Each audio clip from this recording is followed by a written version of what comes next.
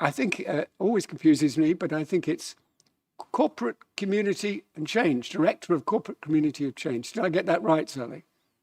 I did. Thank you. That's great. It's slightly confusing because we have a Community and Corporate Overview and Scrutiny Committee, but we have a Director of the other way round, Corporate and Community. So, and we're also joined online, I'm delighted to say, by a former councillor, Shirley Boyce, who is going to be asking us a question in a little while. So welcome, Shirley. Very nice to see you again. Thank you, Stephen. Nice to see you. Yeah, thank you. Right, so I'm going to start by asking if there are any apologies. I know of one. Sorry? Oh, I'm sorry, yes. I should ask my executive colleagues to introduce themselves. I've kind of rather taken that for granted that everybody knew who they were, but I shouldn't do that. So I'm going to ask my executive colleagues to introduce themselves, and I'm going to start with Rachel. Good evening, I'm Rachel Bishop Firth and I'm the Executive Member for Resident Services, Inclusion and Fighting Poverty. Good evening, I'm Catherine Harding. I'm the Executive Member for Environment and Climate Emergency. Good evening, everybody. I'm Prue Bray. I'm the Lead Member for Children's Services and the Deputy Leader of the Council. Good evening. I'm Imogen Shepherd-Debay. I am the Executive Member for Finance and Governance. Hello, I'm Adrian Betteridge. I'm the Executive Member for Active Travel, Transport and Highways. Good evening, I'm Mark Ashwell. I'm Executive Member for Economic Development, Sport, Leisure and the Arts. Hi, I'm Lou Timlin. I'm the Exec Member for Community Safety and Public Protection. Good evening, my name's Martin Alder. I'm the Executive Member for Planning and Enforcement. Thank you, colleagues, and again, apologies for not remembering to invite you to introduce yourselves. We have one absentee, David Hare, who can't be with us this evening and has submitted his apologies. I think that accounts for everyone, so there are no more apologies. We move now to minutes of not just the previous meeting, but the previous two meetings. We had a regular meeting on the 20th of November, and we had a special meeting on the 4th of December. I think I'd like to take those both together. Is everybody happy that I sign those as a true record of those meetings? Lovely, thank you very much. Graham is coming over to collect them before I've even signed them.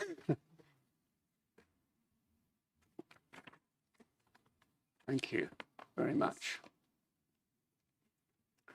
Right, we now move on just to declarations of interest, and may I ask if any councillor has a declaration of interest they need to register in relation to this evening's agenda.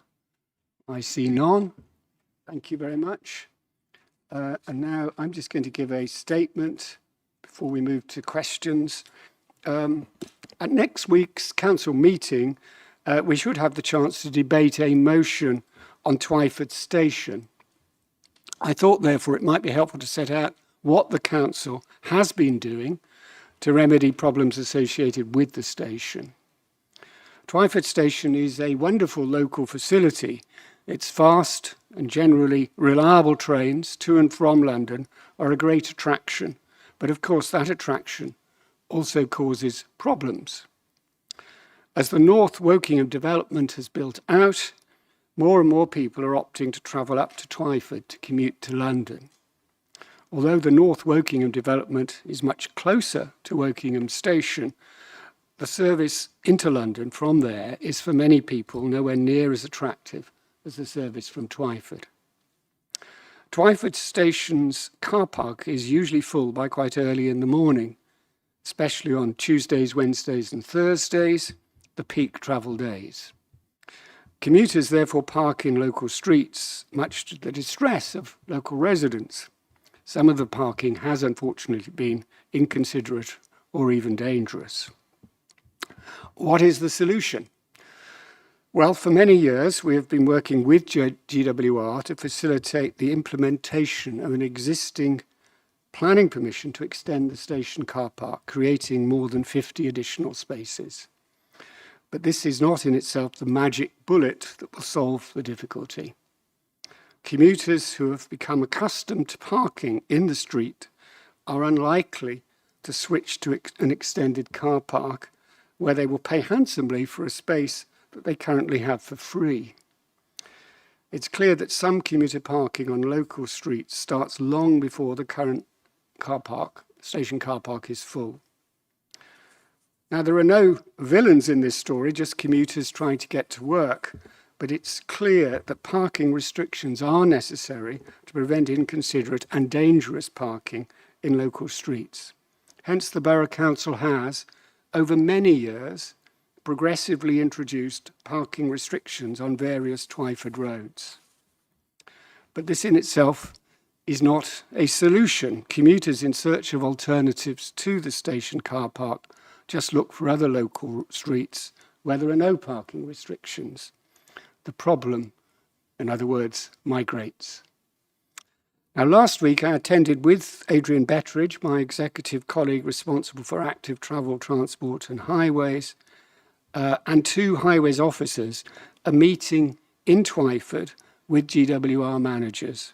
Our purpose was to progress various matters relating to the station: bus, pedestrian and cycle access, secure cycle storage, and the implementation of the existing permission to expand the station car park. This meeting was the latest of a series of meetings I've had with GWR managers and other interested parties over the last 3 years. The stumbling block to progress on the car park has been and always has been money. GWR will shortly be renationalised, leading to a reluctance to make investment decisions. While this is truly the responsibility of the rail authorities to fund, the Council has been exploring other funding opportunities with GWR. We also have been considering other options for car parking. GWR remains convinced that an additional layer on the existing car park is not feasible. We therefore explored potential park and walk and park and ride sites. We will shortly be meeting one of the local landowners who has suggested sites in his control may be suitable. Again, the financing of such schemes needs much further investigation. Some of the sites, furthermore, are close to watercourses, which may considerably reduce their capacity. In short, it was a positive meeting in many respects, and we have several different options to work through. But I want to reiterate that there is no easy fix for the problems relating to the station. It has been the subject of council papers going back to at least as far as 2013, with previous administrations not achieving anything meaningful. Our preference remains to enhance greener options for travel, particularly walking, by bus and cycle, but more parking will inevitably have to be part of the solution. We will need to use a variety of approaches to help remedy the current unsatisfactory situation, and I look forward to the debate next week, if we get to it, where there will be opportunity, I think, for us to explain more fully to colleagues in council the work that has been going on over a long period of time on this subject. Thank you. Right. We now move on to public questions, and this is Shirley's moment. And so, Shirley, normally if you were here, I'd say, please come up to the speaker and get started, but you're not here, so we'll do this online. So if you could ask your question, Shirley, which is, I think, directed at Adrian. It is indeed, yes. Thank you, Stephen. Yes, my question is, the Residents' Round updated the 19th of December announced that work is to commence on the Woodley to Reading active travel route at the end of January. This necessitates considerable changes to the highway: a segregated cycleway, narrowing of the carriageway, extensive double yellow lines, and at the Culver Lane end, a major change in traffic priority. Thus far, the only traffic regulation order which has been issued is for the reduction in the speed limit to 20 miles an hour. It seems that this is being presented as a fait accompli. When can residents who are directly impacted by these changes expect the publication of the relevant traffic regulation orders containing technical maps and with a 21-day consultation, as I believe the law dictates? Thank you. Thank you, Shirley. Adrian? Yep, thank you, Shirley, for your question. As I expect you're aware, this project is the result of extensive previous public engagement, including since spring 2021, 3 separate public consultations. And feedback from those have been addressed through extensive redesigns while still delivering a scheme that meets our requirements and is assessed as compliant by Active Travel England, who are funding it. The current plans have been available to the public for some time and were approved via an individual executive member decision by my predecessor on the 19th of March 2025, and I'm happy to send you an email with a link to those plans. To address your specific query about traffic regulation orders, I'll outline which elements of the scheme require them and which do not. As you know, we have recently consulted on the speed limit changes. Engineering works such as the segregated cycleway and the narrowing of the carriageway do not require a TRO. These are within our full powers as the Highways Authority, and of course we have consulted in general on these in the past. For the proposed parking restrictions, a consultation is required and is currently scheduled for spring 2026 in line with our wider programme of work. We generally consult on parking restrictions in a batch, and indeed we'll be reviewing a batch later on this evening. That is by far the most efficient way for us to do that work. It is my understanding that much of the parking that will be affected by the proposals is in fact overspill parking from Reading, where on-street parking currently requires payment, and I know that many residents will welcome the proposed restrictions on Culver Lane. They are important, but not essential to the scheme, and in the event that the consultation concludes that we need to make changes to those proposed restrictions, whilst traffic flow will be adversely affected, the scheme is still very much viable. Resident comment is always taken seriously. In the case of a statutory consultation, any objections received are reviewed by officers and responded to in advance of a final decision being taken following the Council's constitutional process. When the parking consultation opens in spring, we will publicise it through the normal channels and encourage residents to submit their views during the 21-day period, and I'm sure you'll support us in doing that. Thank you, Adrian. Shirley, I'm sure you've got a supplementary question. I have indeed, yes. I do take issue, Adrian, with your assertion that the public has been adequately informed and consulted. And I think this may be the case in Woodley, but here in Whitegates, we have never seen detailed drawings or CGI images of the Culver Lane part of the scheme. And it's my understanding that there is a change of priority at Culver Lane Bridge in favour of traffic approaching from Reading Borough. I believe that this will cause the traffic to back up in Culver Lane, and residents in the 5 side roads feeding into the lower end of Culver Lane will find it impossible to exit into the traffic flow without blocking the segregated cycleway. This change in priority will reward motorists from Reading who use Culver Lane as a rat run. Why is this council rewarding the rat runners and penalising its own residents in this way? Thank you, Shirley. Adrian? Thank you. I will. I know that the plans have been made available previously, and as I say, I will send you a link to them. But in terms of the wider detail in that question, I will need to discuss that with officers, and rather than me giving you an answer off the top of my head, make sure that you get a comprehensive answer to the questions that you've asked tonight. I hope that's okay. Yeah, that's fine. Thank you very much indeed. Thank you, Shirley. You're very welcome to stay and listen to the rest of our deliberations, but if you have other things you wish to do, I quite understand. Thank you very much. It sounds very exciting, but I shall have my dinner instead. Thank you. Yeah, believe you me, it is very exciting, but thank you. And we're now moving then, I think, on to other forms of questions, and there are slots in our agenda for parish and town council questions and councillor questions, and I believe we have none for either.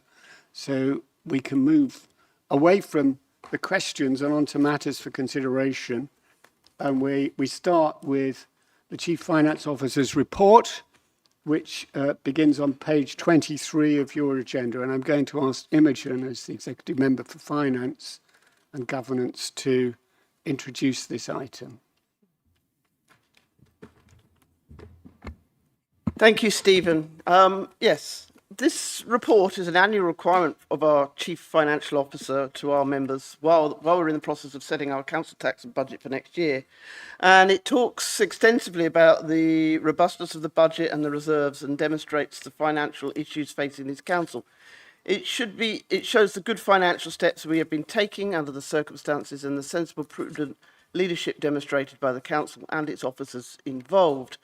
The report outlines the financial challenges and risks facing the council currently, and the final version of this report will be presented to the council's February meeting when the 2026 to 27 budget is agreed.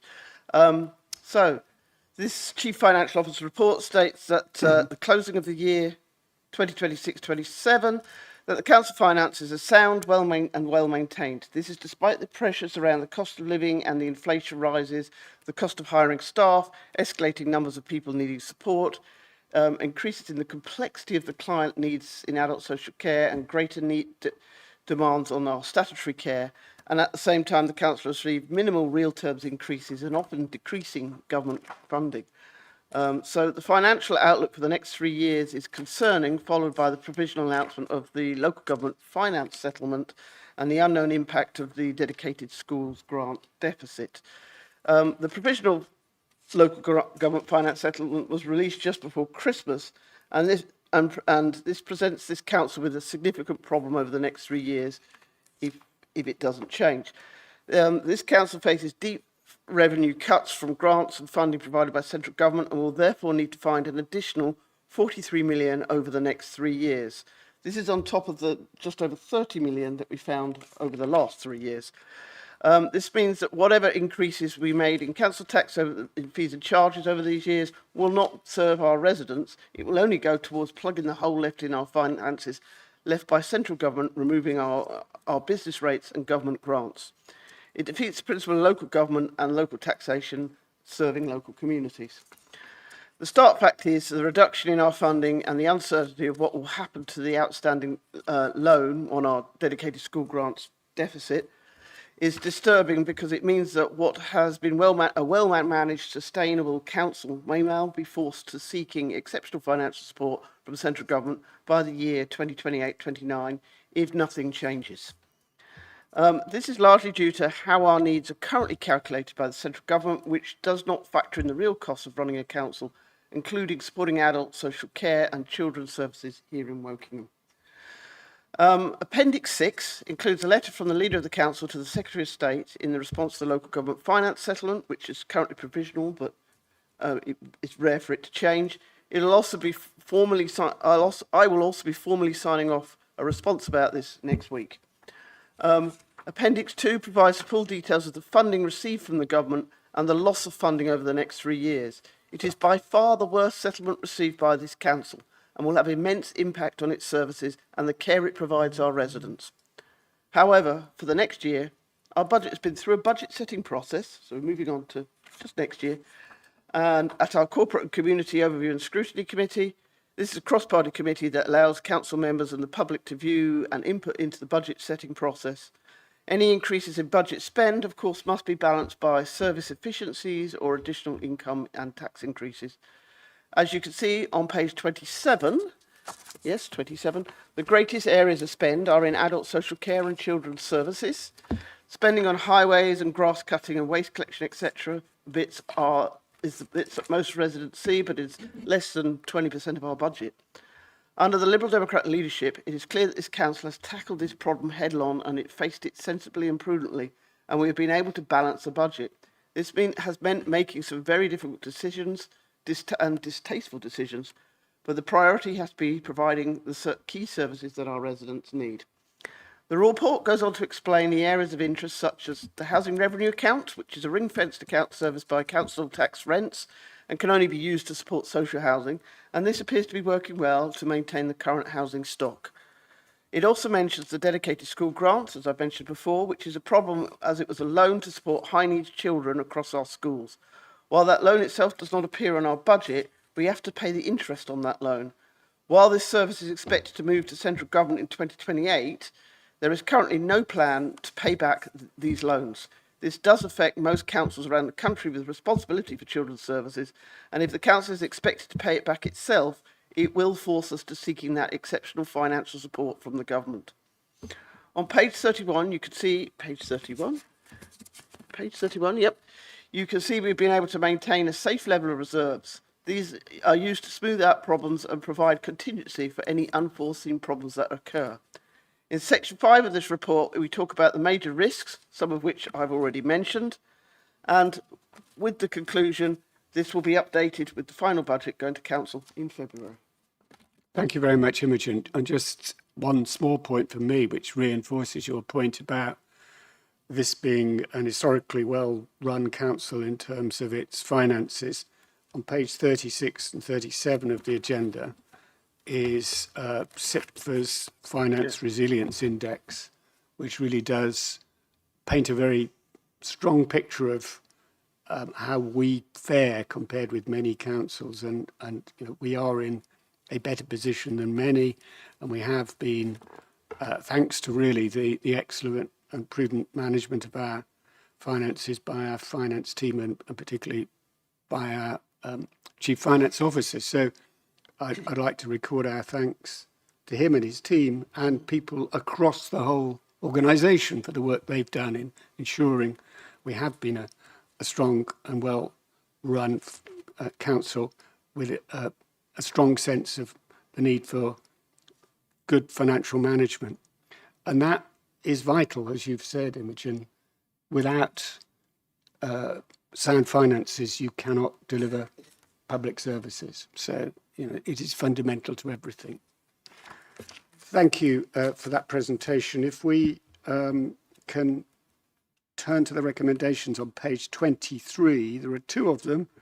To note the report of the Chief Finance Officer and the issues addressed within it, and to support the response to the local government finance settlement as set out in Appendix 6. So can I ask for all those who are in favour to show? And that, I'm very pleased to say, is unanimous. Thank you very much indeed. We can now then move on to the next item on our agenda, which is Best Start in Life strategy. And just to remind everyone, we have an updated version of that in an updated report in the supplementary agenda that we'll be looking at. And I'm going to ask Prue to introduce this. Thank you. Thank you, Stephen. Just to reassure everybody, the changes are fairly minimal, but the difference mainly is in the title, in that we have traditionally thought about early years, which is before birth to 5 years old, and so started out with a branded thing as an early years strategy. The government has now asked everybody to produce something called a Best Start in Life strategy. And we don't object to that at all for two reasons. One is that it's less confusing to have a Best Start in Life strategy than it is to have an early years strategy when people get it confused with early help, which is helping people intervening early as opposed to helping young children. So a Best Start in Life, but it also fits in very well with our commitment as to become a Marmot borough, because that's giving children the best start in life is one of the Marmot principles. So that is the main change to what is in the supplementary paper, not a drastic rewrite of the report or anything. It is a very good strategy. It's been to Overview and Children's Services Overview and Scrutiny, and earlier on today it went to the Health and Wellbeing Board. who were very happy to approve it. There were a few questions that were in scrutiny, but generally it was well received. And it puts us in a good place, I think, for going forwards. We do have a good record on the good level of development of children in the borough, but this is about wider things and actually doing that thing that it says on the tin, giving children the best start in life, not and hoping that that will go on with their families and their development to be their opportunities for the rest of their lives and to allow them to flourish. And it also addresses some of the underlying hidden issues that we have with some children from some particular groups not making as much progress as other, not having that good start in life, and we need to tackle that. So, and that's what this strategy does. So I hope you'll vote for it, and I'm happy to answer any questions if anybody's got any. Thank you, Prue. Your point about the Marmot principles and how this furthers the Marmot principles of public health. This is a vital element in that, and I agree completely with what you said about how it fits with the Marmot objectives. I don't think there are any questions, so just to remind everybody, we're voting to approve the proposed Best Start in Life strategy and to note the key priorities proposed in the strategy and the whole system approach. So those in favour, please show. And that is everyone. Thank you. So we move on to speed limit policy adoption. And this starts on page 95 of your agenda. And I'm going to ask Adrian to propose this. Thank you, Stephen. As a highway authority, the Borough Council is responsible for setting speed limits on our roads. This is a matter of considerable public interest, which is why we've taken this policy through the Overview and Scrutiny Committee and brought it to the Executive for consideration. Of course, we already periodically make changes to limits based on evidence of collisions and investigations following public statements of concern. This will still happen, but the policy now explains to the public fully the principles and the processes that will be followed. The policy explains how we will consider requests for changes to speed limits. Importantly, it also introduces an intent to proactively review speed limits in town and village centres and residential areas. In other words, the places where people live, work, learn and play, and on rural minor roads. These are the areas where local residents most frequently ask us to improve road safety. Vehicle speed is the issue raised most frequently by residents when reporting road safety concerns, and it's the most common causation factor in fatal collisions across the country. Vulnerable road users such as children, the elderly, pedestrians, cyclists and people with disabilities are proportionally at risk of injury. Responses to the 2 consultations for our local transport plan were strongly supportive of change in urban areas and on rural minor roads. The plan adopted by this council last March makes specific commitments to address these issues, and this policy is an important step forward in doing so. It's founded on guidance issued by the DFT. This guidance is currently being rewritten as a part of the new National Road Safety Strategy, which sets ambitious targets, including to reduce the number of people killed or seriously injured on the roads by 2/3 by 2035. Conscious of this, we've also looked at changing attitudes to vehicle speeds amongst the public and the evidence base from the new approaches to setting speed limits across the country. The largest example of these in Wales has achieved a 26% reduction in road casualty rates since the introduction of lower urban limits. We intend to work with town and parish councils to determine the extent of any changes and how they will be delivered, and they will be delivered through existing road safety and active travel budgets. Noting that these budgets are limited, speed limits are, in appropriate areas, a very cost-effective way of improving safety and public perceptions of safety. In addition to road safety, reduced speeds in the areas where people live, work, learn and play will improve quality of life through reduced pollution, noise and risk, and contribute to more people considering walking, cycling and wheeling for local trips, reducing pressure on the roads for those who choose to drive. For all of these reasons, I hope you will support and approve the policy this evening, and I'd welcome any questions that you have. Thank you very much, Adrian. Are there questions anyone wishes to ask? Catherine. Not particularly a question, but more a statement. So I very strongly welcome this policy, and particularly noting the very strong support I've heard from residents of rural lanes in Thames, most notably around Hare Hatch area. We've got a number of rural lanes in the borough, and in particular in Thames Ward, with no pavements. There are houses directly on them, and as well as for the residents living on them, they're often key links for leisure or those travelling between towns and villages while trying to avoid the busy A4. So I very much welcome the policy and taking a more proactive approach to reducing speed limits to protect all road users. I'd also like to just draw out that by making our streets more welcoming to walking and cycling, we're also taking steps to reduce transport emissions, which are the second largest source of emissions in the borough. And so this is very much in support of our climate emergency action plan. Thank you. Yeah, thank you. I think you're aware I have an ongoing dialogue with a resident in your ward, who I know is also very welcoming of the policy, and he may well be watching tonight. I hope he is, because I think he'll welcome this very much. Are there any other questions anyone wishes to ask? Okay, thank you very much, Adrian. So could we move to the recommendation on page 95 of your agenda? Having considered the content of the proposed policy document, which I think we've just done, we're really asked to approve the adoption of the policy. Those in favour, please show. Thank you very much, colleagues. That is carried. So we move on to narrow road properties, proposal to change the collection frequency and containers. This is starts on page 115 of your agenda, and Catherine will be introducing this item. Thank you, Stephen.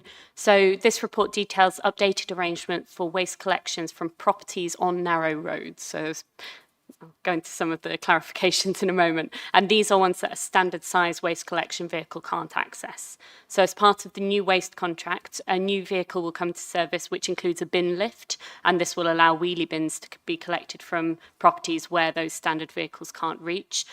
What we are doing today is simply bringing these properties into line with all others in the borough. And as we've seen from the implementation of the alternate weekly collections across the rest of the borough, this does deliver improved environmental and financial performance, as we can be more efficient in the rounds and are encouraging reduced general waste presented at the curbside.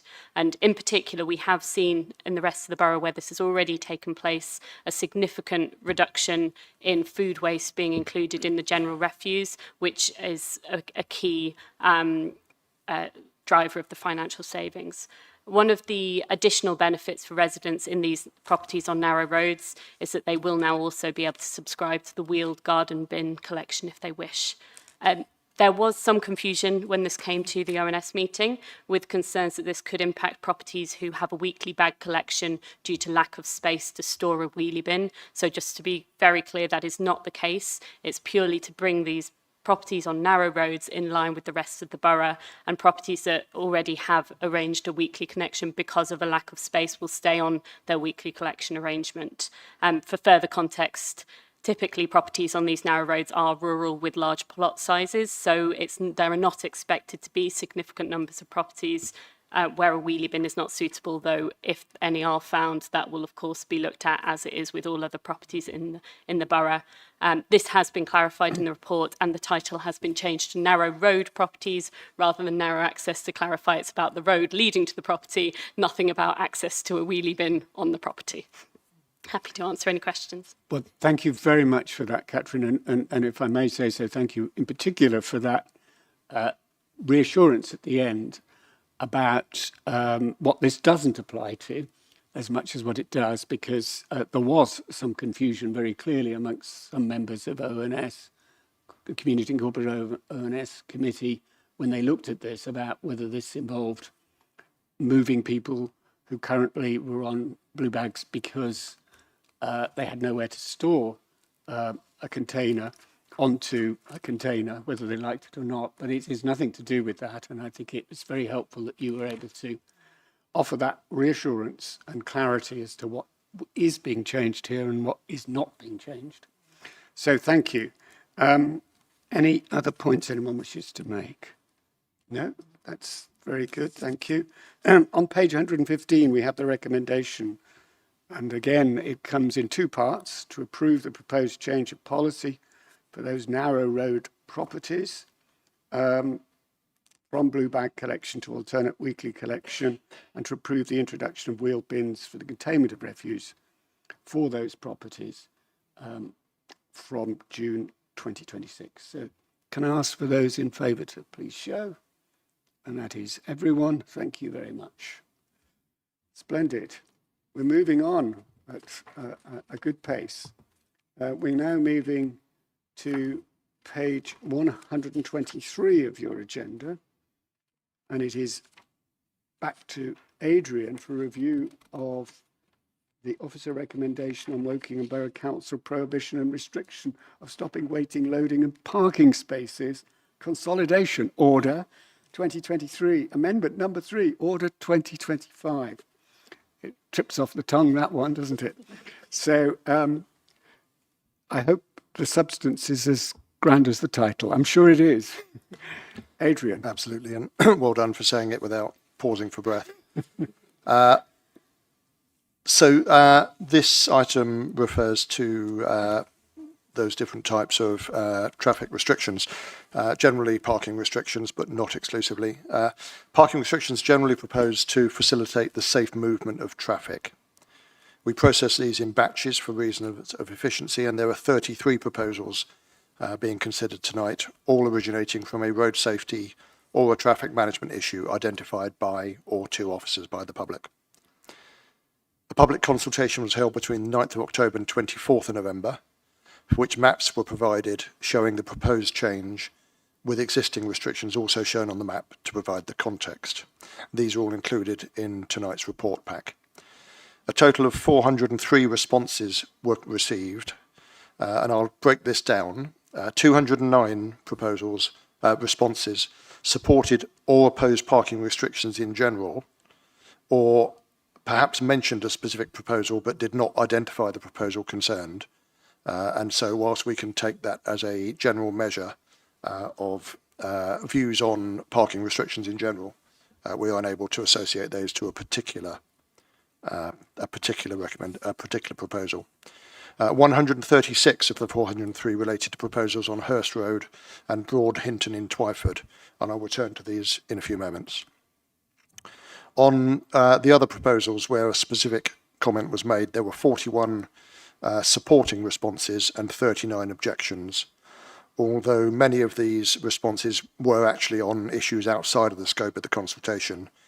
For example, and typically, a desire to extend proposals to other areas, which can be considered, but not as part of this proposal.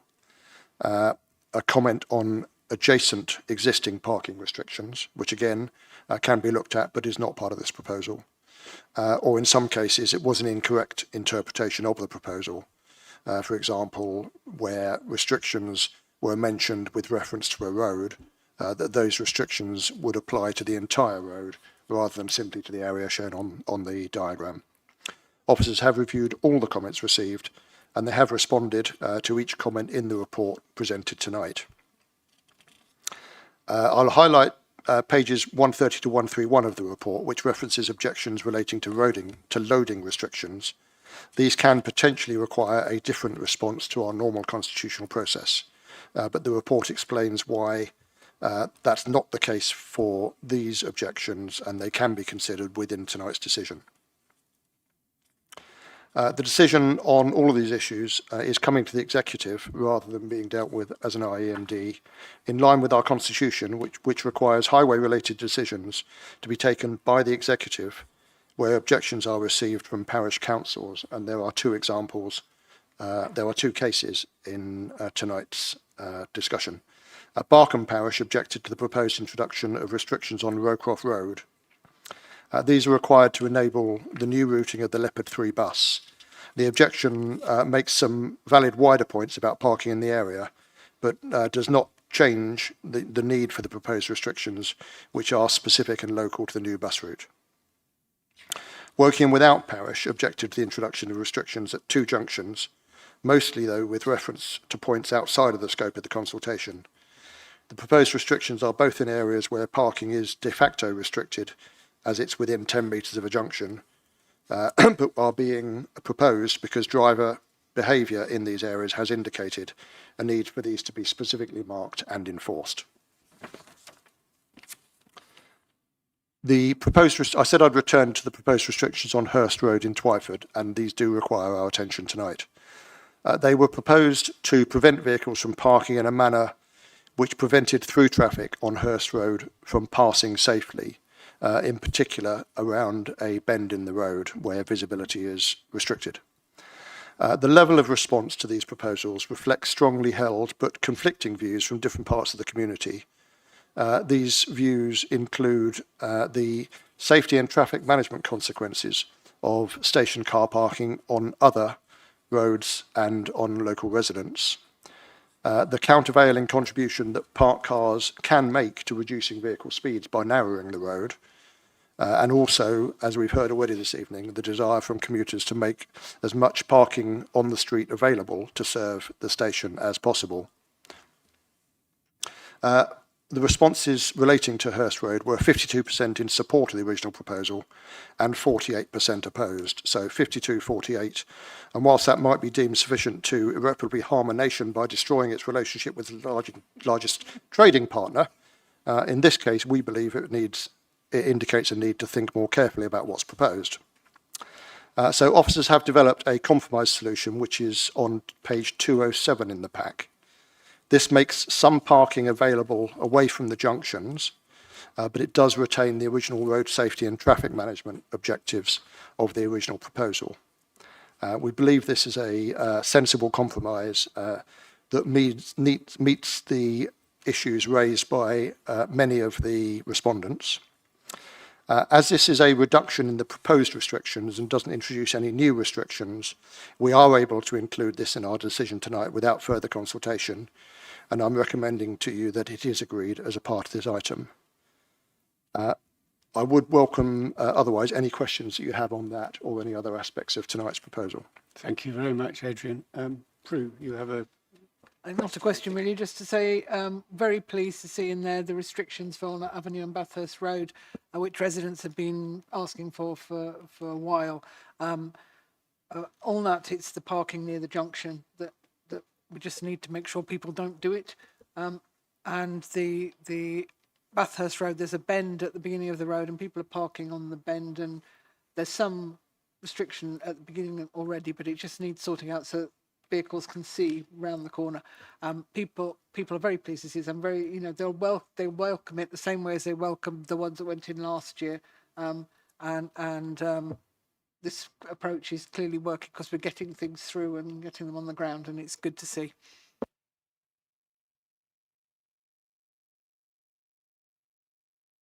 I'd like to say something myself, if I may, about the proposed compromise regarding Hurst Road, which I think does strike the right balance. Obviously, our primary concern in introducing restrictions is safety, and what is being proposed now, I think, addresses the primary safety concern, which was parking on that bend, which was dangerous and had led to some traffic accidents. So it's extremely good that we see restrictions going in there that should prevent that kind of problem in the future.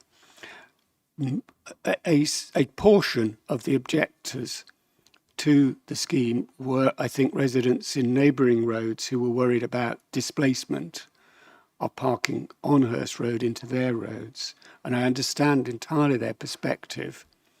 And we have, in a sense, tried to address that concern by a compromise that allows some continued parking on Hurst Road where it's deemed to be safe and not dangerous. And that should reduce the displacement that some residents fear. So I think we've tried to strike in these proposals a good balance between road safety and avoiding the migration of the problem to other areas, which I referred to in my executive statement, which is coincidentally has provided a kind of useful background to this particular issue in this particular item. So I do support the compromise that's been reached, and I think it is the most pragmatic way forward in the current circumstances. So thank you. Thank you. Yes, and I'd just like to thank officers for bringing that proposal forward in response to the consultation. Yeah. I also would like to thank officers for the amount of work they've put in on this, which has been phenomenal. It is not widely recognised how challenging and difficult some of these issues are. And again, the statement I made earlier about the challenges related to Twyford Station give you an indication of how difficult it is to solve problems related to parking in a way that's satisfactory to even a majority of residents, never mind all residents. But I think we have struck here the best possible balance we can in the circumstances. So I'd like to thank officers for their flexibility. I notice Rachel would like to come in as well. I don't think it's probably on Hurst Road in Twyford there. I think it's something else she wants to It isn't, but I also wanted to give my thanks from myself and some of my residents to the officers for the work that they put in and their flexibility in responding to some of the issues that residents were raising. I've got one particular road in my ward where the parking restrictions were causing a number of problems. I took those concerns to the officers and the solution is reflected here tonight. So I want to say thank you very much to them for their responsiveness. Thank you, Rachel. I don't think there are any other comments or questions. So if you wish to wrap up, I think, is there anything more you want to say, Adrian, or have we brought this item to a close? I think at the last meeting I stole your thunder by reading out the recommendation. Yes, you did. I have nothing to add, so I'll hand over to you. So you're going to avoid that this time. Thank you. So the recommendation is on page 123 of your agenda. It is that we consider the objections received to the proposed amended order, which I think we've done, approve the proposed amendments to the Hurst Road Twyford restrictions considering the objections received, which we've discussed, approve the making of the necessary traffic regulation order, including the amended restrictions in accordance with the Road Traffic Regulation Act 1984 and the Local Authorities Traffic Order Procedures 1996. And we instruct the Directorate for Highways and Transport to inform those who've responded to the consultation accordingly. Can I ask for those who are in favour to please show? And that is unanimous. Thank you very much, colleagues. And now we move on to my moment of glory, the Sonning Neighbourhood Plan, and the purpose of which begins on page 247 of your agenda. That's a reflection of all the work that went into the previous item. It started on page 123 and it ends on page 246. So on 247, you'll see the start of the item on the Sonning Neighbourhood Plan. The purpose of this report is really to seek the Executive's approval for the publication of the Sonning Draft Neighbourhood Development Plan for a 6-week public consultation as required by the regulations relating to neighbourhood plans. And we're also asked to approve the appointment of an independent examiner for the plan. And neighbourhood plans, as I'm sure you're all familiar with, provide parish and town councils with the opportunity to have a say over the form of development in their area. They also increase the parish or town council SIL receipts. Councils with adopted neighbourhood plans are entitled to 25% of SIL payments generated by developments in their area, as compared with the 15% allowable to councils without an adopted plan. So there is a clear incentive for councils anticipating development in their area to develop a neighbourhood development plan. And finally, I should like to thank Sonning Parish Council and the local volunteers who supported it for all their work in constructing this draft plan. I know from the experience of many other places that have gone down this route that it involves a great deal of local commitment by people who are very close to the local community, and I think we should recognise and applaud that local commitment. So I don't have anything more to add, so if we can just move to the recommendation on page 247, which is to approve the 6-week consultation and agree the appointment of an examiner. Oh, I'm sorry. I've moved a bit too rapidly. This is my second premature movement of the day. So can we go to Catherine? I really mainly wanted to echo your thanks, Stephen, to the local volunteers and the parish council for bringing this forward. It has been work started in 2019, so quite a labour of love. And I think, you know, Sonning is a very special area with the conservation area, but also a number of different areas and challenges. So the neighbourhood plan can really help the local community to have a bigger say in development in the area. Thank you very much. And you're absolutely right. Sonning is a very distinctive community, and it's good to see its own neighbourhood plan. And I hadn't fully appreciated that work started on it as long ago as 2019. So that's a reflection of the commitment of the local community. So thank you again. And I've already read out now the two recommendations. So those in favour, please show. Thank you very much. That's everyone, I'm very pleased to say.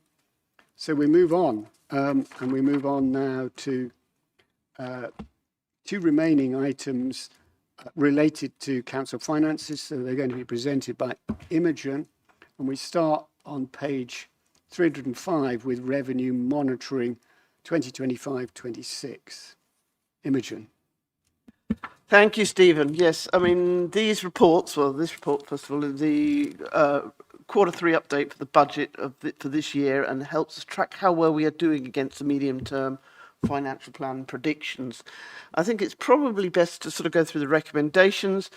With recommendation 1, we are predicting an overspend of 1.3 million, which is an increase of 300,000 on Q2.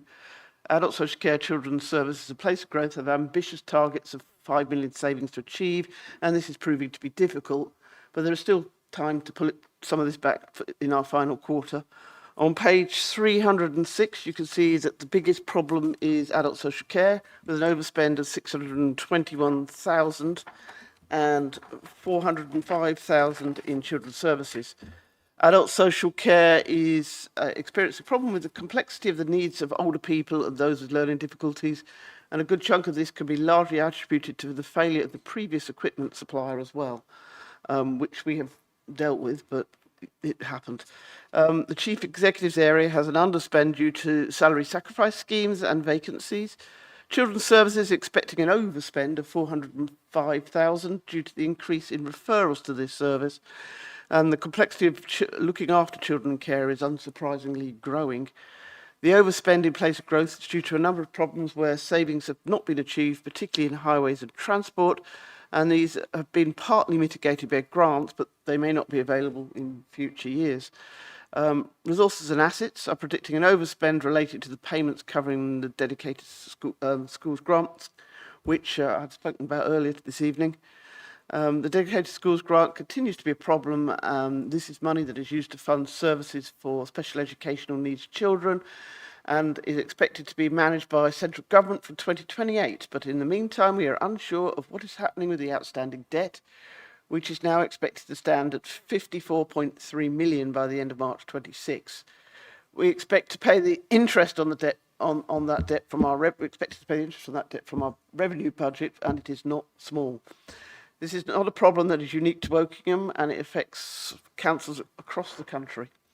The council is continuing to lobby for a solution for the ongoing problem, but the general fund balance is predicted to be a healthy 9.3 million at the end of this year, but we may see it change, and it is there for emergencies and contingency for unavoidable or unforeseen expenditure. The housing revenue account is separate from the main council budget, as we've said before, and is ring-fenced for social housing and is predicted to be on budget within prudent levels of reserves. The detail of this is all attached in the attached reports. And recommendation 2, the executive is asked to approve the use of 178,000 from S106 developer funding to enhance our healthcare and timely hospital discharges. Thank And I you. shall Imogen. end it there, yes. Thank you. Just one very small point, if I may, before I bring in Prue. That projected overspend position needs, I think, to be put in another context besides the one you put it in, and that's really how it compares with other Berkshire councils.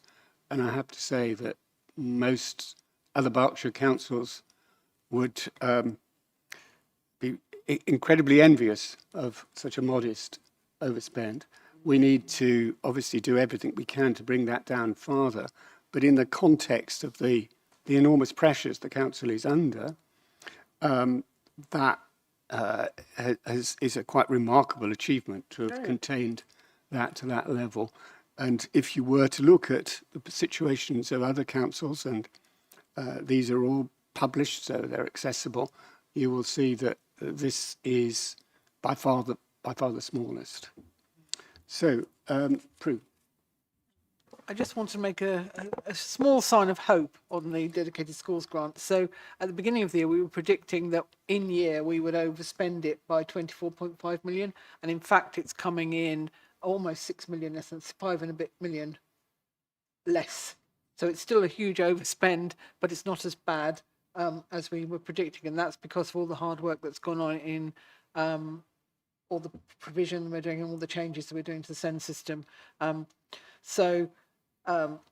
It feels like we may have just turned a corner, but it's still horrendous, and it still will be an enormous total by the time we get to 2028, which we will worry about, as indicated in the CFO's report, which we covered earlier on.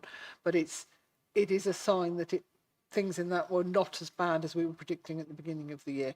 So I would take that. I think as a I'm right small in sign of saying hope. that the steps that we've taken to try and contain the rise have had some effect. Yes. So I think we can take some credit for that. Yeah, this is not an accident. No. This is absolutely because of all the work that's been done on all the work streams to try and bring the deficit down. But at the risk of appearing to put you on the spot, Prue, would you be able to just say a few words about why all councils responsible for this area are experiencing this problem, what the root cause of this problem is? Because I think there's a lot of misconception out there about why these debts have been racked up. And I think it's quite important to get that clear. It's quite a complicated picture. So the fundamental problem is there is not enough money in the system, and so everybody's struggling. But there are some things that make it worse, and one of those things is that a lot of special needs provision that. In fact, there's a National Audit Office report in November 2024 which said that the government didn't know what state special schools there were and how many places there were at them. And so if you've got that level of lack of knowledge about how the system works, it's not surprising that there are a large number of independent special schools because there just are not enough places at the state special schools for children who require specialist education, and those places are extremely expensive. So that's one part, and of course they're rocketing up. Some of them are owned by hedge funds and similar sorts of things. Some of them are very good and run by charities and companies who are responsible, but a lot of them aren't. And the cost of those has gone up astronomically. So that's one thing. We particularly suffer because we have a very great shortage of local provision. So that's one of the reasons why when we just took over, we bid for the 2 special schools and we were granted them because we don't have the local specialist provision, and we're one of the worst off in the country from that point of view. There is some news on those special schools. So we were hoping when we were awarded them that they would be delivered by 2026. They are not, but we do have some information. The government contacted us and said that we are in the running for them. We have a choice that we can take 6.4 million instead of a school for each school. We can mix and match. I think Graham will be saying something over in scrutiny when he goes with his final budget confirmation about this. It was aired at Children's Services Over Scrutiny last week, but we haven't made a final decision on what to do. If we take the schools, it's a bit vague as when we might get them, whereas if we take the money, it's not the equivalent in value, but at least we think we would have, some money in the hand, as it were.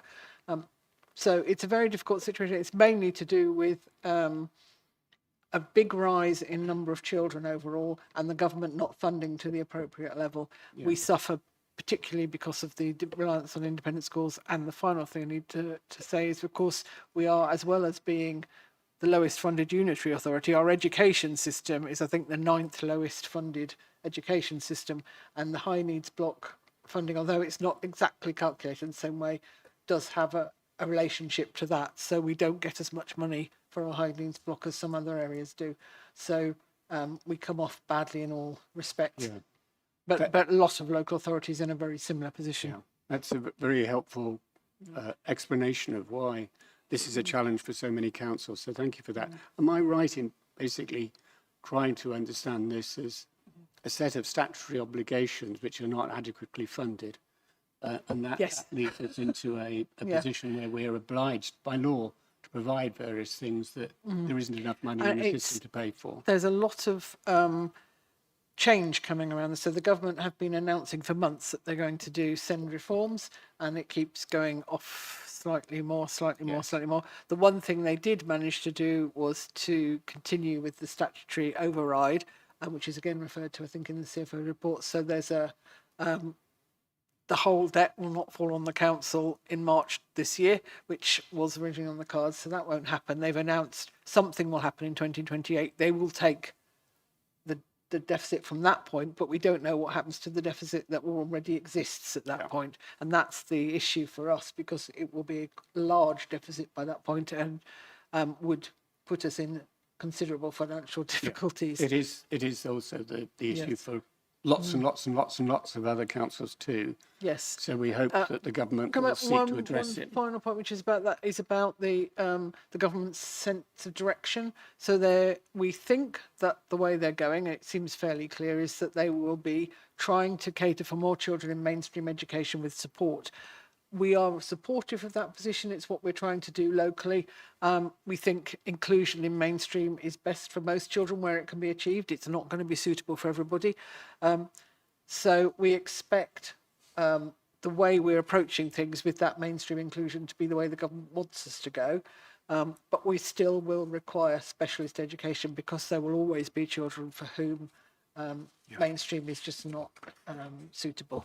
So thank you very much, Prue. That really has been a very helpful, a bit of a segue into a related subject, but one I thought it was important that we clear up.